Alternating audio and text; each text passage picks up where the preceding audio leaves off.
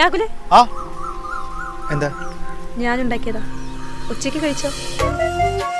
ആ tiffin box അവളെൻ്റെ കൈ കൊണ്ട് തന്നപ്പോൾ ഉണ്ടല്ലോ, നമ്മൾ ഈ സിനിമയിലൊക്കെ കാണൂലേ, ഭർത്താവ് ഓഫീസിൽ പോകാൻ നേരത്ത് ഭാര്യ ടിഫിൻ ബോക്സ് ഒക്കെ കൊണ്ട് തരുന്ന രീതിയിൽ, എനിക്ക് അങ്ങനെയൊക്കെയാണ് തോന്നിയത്.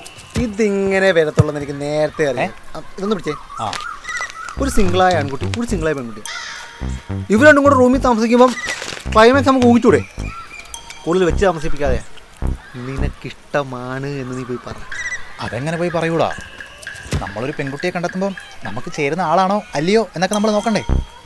നിന്റെ തൊട്ട് ഗുണമൊക്കെ മനസ്സിലാക്കി കഴിഞ്ഞാൽ അവൾ വേണ്ടാന്ന് പറയും. അതിന് മുമ്പ് പോയി പറഞ്ഞു.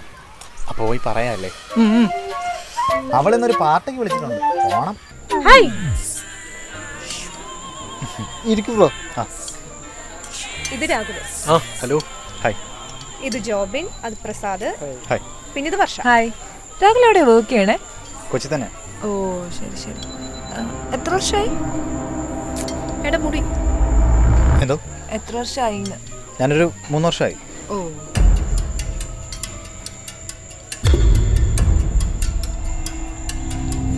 ആ കൈയെടുത്ത് മാറ്റണം.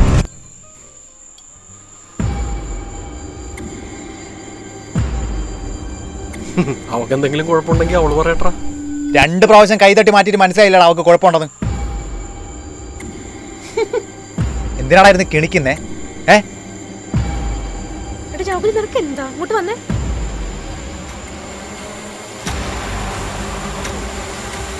നിനക്കെന്താ രാഹുൽ, പ്രാന്താണോ? പിന്നെ നിന്റെ തോളിലൊരുത്തം പിടിച്ചോണ്ടിരിക്കാൻ കണ്ടിട്ട് ഞാൻ മിണ്ടായിരിക്കണോ?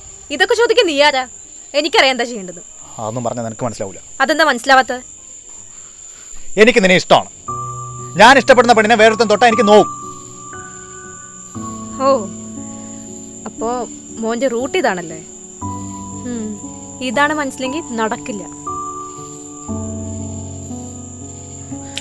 അങ്ങനെ അങ്ങ് പറഞ്ഞിട്ട് പോയാലോ? രാഹുലെ കൈയെടുക്ക്.